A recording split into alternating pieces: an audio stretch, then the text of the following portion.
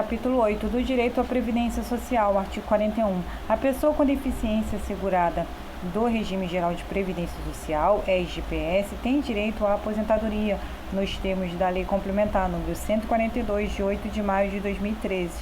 Capítulo 9 do Direito à Cultura, ao Esporte, ao Turismo e ao Lazer. Artigo 42. A pessoa com deficiência tem direito à cultura, ao esporte, ao turismo e ao lazer em igualdade de oportunidades com as demais pessoas, sendo-lhe garantido o acesso, inciso 1, a bens culturais em formato acessível.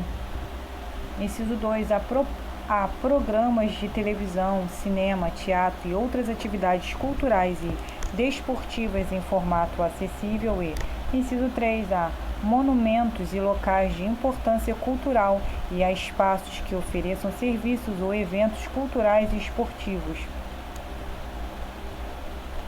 Parágrafo 1º. É vedada a recusa de oferta de obra intelectual em formato acessível à pessoa com deficiência, sobre qualquer argumento, inclusive sobre a alegação de proteção dos direitos de propriedade intelectual.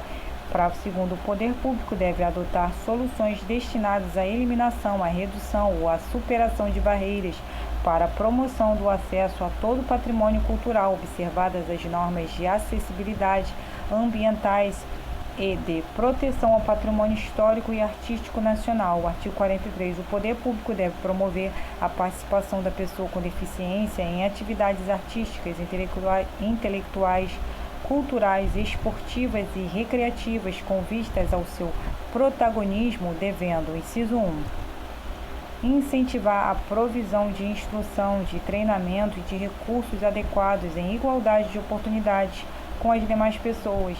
Inciso 2, assegurar acessibilidade nos locais de eventos e nos serviços prestados por pessoa ou entidade envolvida na organização das atividades de que trata este artigo e, inciso 3, assegurar a participação da pessoa com deficiência em jogos e atividades recreativas, esportivas, de lazer, culturais e artísticas, inclusive no sistema escolar, em igualdade de condições com as demais pessoas.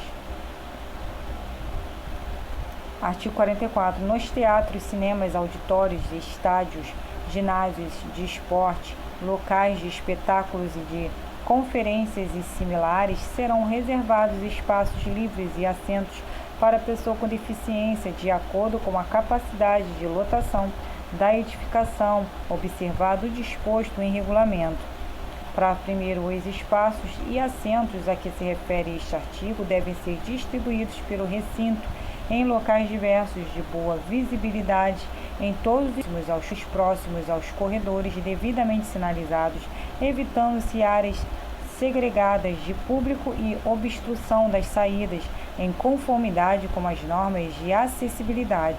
Parágrafo 2º. No caso de não haver comprovada procura pelos assentos reservados, esses podem excepcionalmente ser ocupados por pessoas com deficiência ou que não tenham mobilidade reduzida, observado ou disposto em regulamento.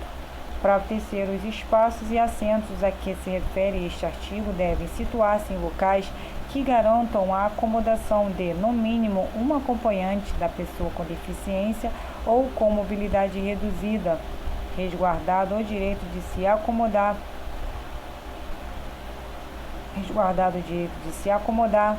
proximamente a grupo familiar e comunitário. Parágrafo 4º. Nos locais referidos no caput deste artigo, deve haver obrigatoriamente rotas de fuga e saídas de emergência acessíveis conforme padrões das normas de acessibilidade, a fim de permitir a saída segura da pessoa com deficiência ou com mobilidade reduzida em caso de emergência.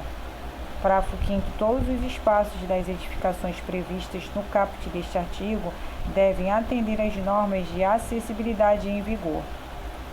Parágrafo 6º. As salas de cinema devem oferecer em todas as sessões recursos de acessibilidade para a pessoa com deficiência. Parágrafo 7º. O valor do ingresso da pessoa com deficiência não poderá ser superior ao valor cobrado das demais pessoas.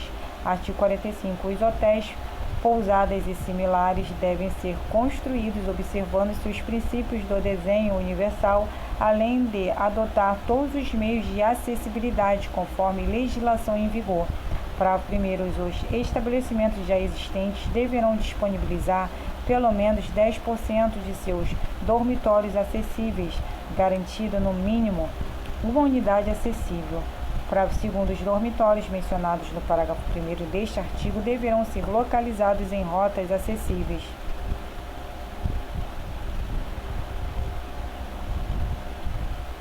Capítulo 10 do direito ao transporte e à mobilidade. Artigo 46. O direito ao transporte e à mobilidade da pessoa com deficiência ou com mobilidade reduzida será assegurado em igualdade de oportunidades com as demais pessoas por meio de identificação e de eliminação de todos os obstáculos e barreiras ao seu acesso. Parágrafo 1º. Para fins de acessibilidade aos serviços de transporte coletivo terrestre, aquaviário e aéreo, em todas as jurisdições, consideram-se como integrantes desses serviços os veículos, os terminais, as estações, os pontos de parada, o sistema viário e a prestação do serviço. Parágrafo 2º. São sujeitas ao cumprimento das disposições desta lei, sempre que houver interação com a matéria nela regulada, a outorga, a concessão, a permissão, a autorização, a renovação ou a habilitação de linhas e de serviços de transporte coletivo.